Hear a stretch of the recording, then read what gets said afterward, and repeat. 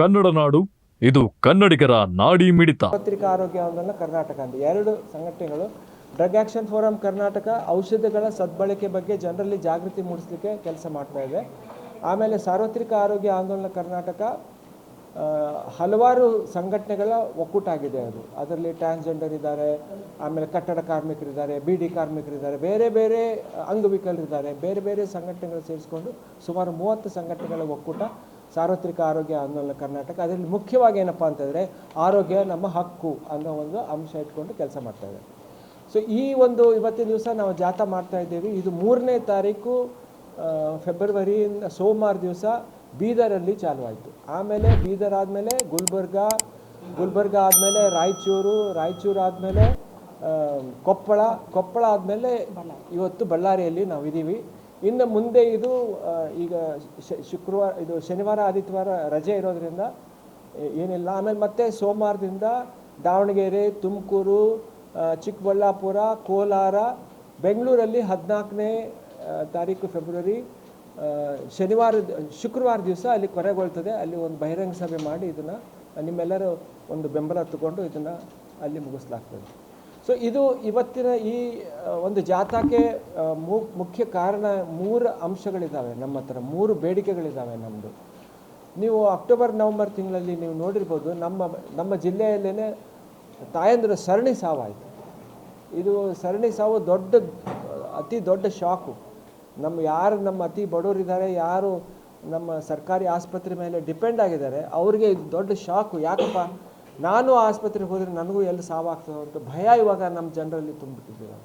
So ಇದನ್ನು ನಾವು ತನಿಖೆ ಮಾಡಿದಾಗ ನಮಗೇನು ಗೊತ್ತಾಯ್ತಪ್ಪ ಅಂತ ಹೇಳಿದ್ರೆ, ಅವ್ರಿಗೆ ಆ ತಾಯಂದ್ರಿಗೆ ಕೊಟ್ಟಿರುವಂಥ ಏನು ಸಲೈನ್ ಇತ್ತು, ಅದಕ್ಕೆ ನಾವು ನಮ್ಮ ಮೆಡಿಕಲ್ನಲ್ಲಿ ರಿಂಗರ್ ಲ್ಯಾಕ್ಟೇಟ್ ಅಂತ ಹೇಳ್ತೀವಿ. ಆ ರಿಂಗರ್ ಲ್ಯಾಕ್ಟೇಟಲ್ಲಿ ವಿಷ ಇತ್ತು. ನಾವು ಮೆಡಿಕಲ್ನಲ್ಲಿ ಅದಕ್ಕೆ ಟಾಕ್ಸಿನ್ಸ್ ಅಂತ ಹೇಳ್ತೀವಿ. ಅದರಲ್ಲಿ ಏನಿತ್ತು, ವಿಷ ಇತ್ತು. ಆ ವಿಷಭರಿತವಾದಂಥ ಸಲೈನನ್ನು ತಾಯಂದ್ರಿಗೆ ಕೊಡೋದ್ರಿಂದ ಈ ತಾಯಂದ್ರ ಮರಣ ಆಯಿತು. ಇದು ಸರ್ಕಾರನೇ ಒಪ್ಕೊಂಡಿದೆ. ಆರೋಗ್ಯ ಮಂತ್ರಿಗಳೇ ಇದ್ರ ಬಗ್ಗೆ ಹೇಳಿದ್ದಾರೆ, ತನಿಖೆ ಮಾಡಬೇಕು ಅಂತೆಲ್ಲ ಹೇಳಿದ್ದಾರೆ. ಸೊ ನಾವು ಇನ್ನು ಆಳವಾಗಿ ನೋಡಿದಾಗ ಏನಪ್ಪ ಅಂತಂದರೆ, ಈ ಸಲೈನ್ ಏನಿದೆಯಲ್ಲ, ಇದು ಪಶ್ಚಿಮ ಬಂಗಾಳದಲ್ಲಿರುವಂಥ ಒಂದು ಕಂಪ್ನಿ ಉತ್ಪಾದನೆ ಮಾಡಿ ನಮಗೆ ಕಳಿಸಿದೆ. ಆ ಕಂಪ್ನಿ ಹೆಸರು ಪಶ್ಚಿಮ ಬಂಗಾ ಕಂಪ್ನಿ ಅಂತ ಹೇಳಿ. ಸೊ ಈ ಪಶ್ಚಿಮ ಬಂಗಾ ಕಂಪ್ನಿಯಿಂದ ನಮ್ಮ ಕರ್ನಾಟಕ ಸರ್ಕಾರ ಏನಿದೆಯಲ್ಲ, KSMSCL ಅನ್ನೋ ಒಂದು ಕಂಪ್ನಿಯನ್ನು, ಸರ್ಕಾರ ಸ್ಥಾಪಿಸಿರೋ ಒಂದು ಕಂಪ್ನಿಯನ್ನು ಖರೀದಿ ಮಾಡಿ ಎಲ್ಲ ಜಿಲ್ಲೆಗಳಿಗೂ ವಿಸ್ತರಿಸಿಕೊಟ್ಟು ಅಲ್ಲಿ ಜಿಲ್ಲೆ ಮುಖಾಂತರ ಬೇರೆ ಕಡೆ ಪ್ರಾಥಮಿಕ ಆರೋಗ್ಯ ಕೇಂದ್ರ, ತಾಲೂಕು ಆಸ್ಪತ್ರೆಗೆ ಕಳಿಸ್ಲಿಕ್ಕೆ ಒಂದು ವ್ಯವಸ್ಥೆ ಸರ್ಕಾರ ಮಾಡಿದೆ. ಪ್ರತಿ ಜಿಲ್ಲೆಯಲ್ಲೂ ಒಂದು ಉಗ್ರಾಣ ಇರ್ತದೆ, ಔಷಧಿ ಉಗ್ರಾಣ. ನಮ್ಮ ಬಳ್ಳಾರಿ ಜಿಲ್ಲೆಯಲ್ಲೂ ಉಗ್ರಾಣ ಇದೆ. ಸೊ ಆ ಔಷಧಿ ಕಂಪ್ನಿಯವರು ತಯಾರು ಮಾಡಿಬಿಟ್ಟು ಅದನ್ನು ಅವರು ಇಲ್ಲಿ ಉಗ್ರಾಣಕ್ಕೆ ಕಳಿಸ್ತಾರೆ. ಈ ಉಗ್ರಾಣಕ್ಕೆ ಬಂದ ಮೇಲೆ ಔಷಧಿಯನ್ನು ವಿತರಣೆ ಮಾಡಲಾಗ್ತದೆ. ಇದು ಇರುವಂಥ ಒಂದು ಸ್ಥಿತಿ.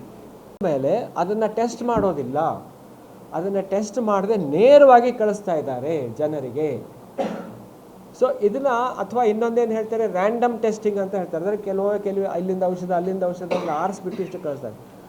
ಆದರೆ ನಾವೇನು ಹೇಳ್ತಾ ಇದ್ದೀವಿ, ಪ್ರತಿ ಬ್ಯಾಚ್ ಔಷಧ ಕಂಪನಿಯವ್ರು ತಂದು ಕೊಡ್ತಾರೆ, ಅದು ಟೆಸ್ಟ್ ಆಗಬೇಕು. ಟೆಸ್ಟ್ ಆಗೋವರೆಗೂ ಔಷಧಿಯನ್ನು ಬಿಡುಗಡೆ ಮಾಡಬಾರ್ದು. ಆ ಔಷಧಿಯನ್ನು ಕ್ವಾರಂಟೈನ್ ಮಾಡಬೇಕು. ಕ್ವಾರಂಟೈನ್ ಮಾಡಿ ಆ ಔಷಧಿ ರಿಪೋರ್ಟ್ ಬಂದ ಮೇಲೆ, ಆ ಗುಣಮಟ್ಟ ಚೆನ್ನಾಗಿದೆ ಅಂತ ಗೊತ್ತಾದ ಮೇಲೇ ಆ ಔಷಧಿಯನ್ನು ಬಿಡುಗಡೆ ಮಾಡಬೇಕು ಅನ್ನೋ ಒಂದು ಮಹತ್ವವಾದಂಥ ಬೇಡಿಕೆಯನ್ನು ನಾವು ಇಲ್ಲೇ ಸರ್ಕಾರ ಮುಂದೆ ಇಡ್ತಾ ಇದ್ದೀವಿ. ಈ ಮಾದರಿ ಇವಾಗಲೇ ತಮಿಳುನಾಡು ಸರ್ಕಾರ ಮಾಡ್ತಾ ಇದೆ, ಆಮೇಲೆ ರಾಜಸ್ಥಾನ ಸರ್ಕಾರ ಮಾಡ್ತಾ ಇದೆ, ಕೇರಳ ಸರ್ಕಾರ ಮಾಡ್ತಾ ಇದೆ. 3 ರಾಜ್ಯ ಸರ್ಕಾರಗಳು ಇವಾಗಲೇ ಇದನ್ನು ಮಾಡ್ತಾ ಇದ್ದಾರೆ. ಇದೇನು ಹೊಸದಲ್ಲ.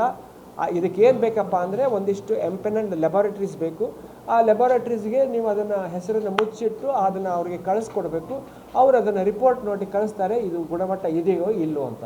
ಆ ಗುಣಮಟ್ಟ ಚೆನ್ನಾಗಿಲ್ಲಪ್ಪ ಅಂದರೆ ಮತ್ತೆ ಔಷಧ ಕಂಪ್ನಿಗೆ ತಿರುಗಿ ಕಳಿಸಿ, ಆ ಕಂಪ್ನಿನ ಇದೇ ರೀತಿಯಾಗಿ 3 ಸರಿ ಮಾಡಿದ್ರೆ ಅದನ್ನು ಬ್ಲ್ಯಾಕ್ ಲಿಸ್ಟ್ ಮಾಡಿ ಆ ಕಂಪ್ನಿ ಹೆಸರು ವೆಬ್ಸೈಟಲ್ಲಿ ಹಾಕಬೇಕು. ಸೊ ಇದು ತಮಿಳುನಾಡು ಮತ್ತು ರಾಜಸ್ಥಾನ ಮತ್ತು ಕೇರಳ ಮಾಡ್ತಾ ಇರುವಂಥ ಒಂದು ವಿಧಾನ. ನಾವೇನು ಕೇಳ್ತಾ ಇದ್ದೀವಿ, ಇದೇ ಮಾದರಿಯಾಗಿ ನೀವು ಮಾಡಿ ನಮ್ಮ ಕರ್ನಾಟಕ. ಅಂದರೆ ನಮ್ಮ ಜನರಿಗೆ ಸುರಕ್ಷಿತ ಔಷಧಗಳು ಲಭ್ಯ ಆಗಲಿಕ್ಕೆ ಸಾಧ್ಯ ಆಗ್ತದೆ ಅನ್ನೋ ಒಂದು ಮಹತ್ವವಾದಂಥ ಬೇಡಿಕೆಗಳು. ಈ ತಾಯಂದಿರ ಮರಣ ಆದಮೇಲೆ ಇದು ಒಂದು ಭಾಳ ದೊಡ್ಡ ಶಾಕಿಂಗ್ ನ್ಯೂಸು. ಇದನ್ನೇ ಇಟ್ಕೊಂಡು ನಾವು ಇಲ್ಲಿ ಹೇಳ್ತಾ ಇದ್ದೀವಿ.